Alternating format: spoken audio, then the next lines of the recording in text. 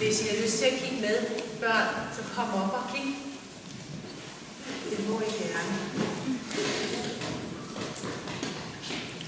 Lovet være Gud, vor Herre Jesu Kristi Far, som i sin store barmhjertighed har genfødt os til et levende håb ved Jesu Kristi opstandelse fra de døde.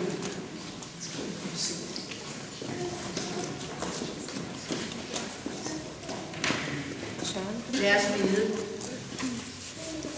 Vi takker dig, himmelske Far, fordi du ved din enbårne søn har givet os den hellige dåb, hvori du gør os til dine børn og skænker os Helligånd med syndernes forladelse og det evige liv.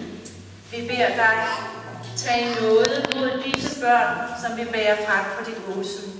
Indlem dem i din menighed og bevar dem i dit samfund både her og hisse. Lad os alle rejse os, for således taler vor Herre Jesus Kristus.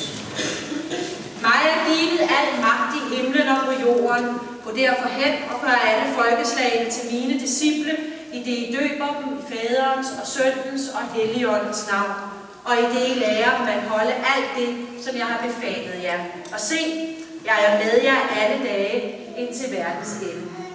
Evangelisten Markus skriver, og de bar nogle små børn til Jesus, for at han skulle røre ved dem. Disciplene troede af dem, men da Jesus så det, blev han vred og sagde til dem, lad de små børn komme til mig. Det må I ikke hindre dem i, for Guds rige er deres. Sandelig siger jeg jer, den der ikke modtager Guds rige, ligesom et lille barn, kommer slet ikke ind i det. Og han tog dem i favn og lagde hænderne på dem og velsignede dem. Og så vil vi nu hjælpe disse børn til hans velsignelse ved at døbe dem i Faderens og Søndens og Helligåndens navn.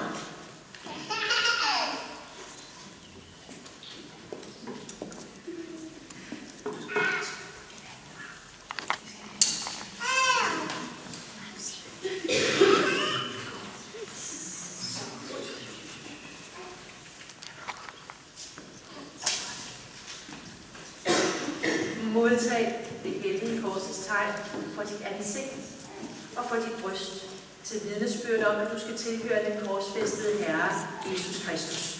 Hvad er barnets navn? Mads Fabricius Thomsen.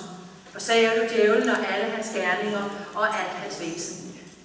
Tror du på Gud Fader, den almægtige, himlens og jordens skaber?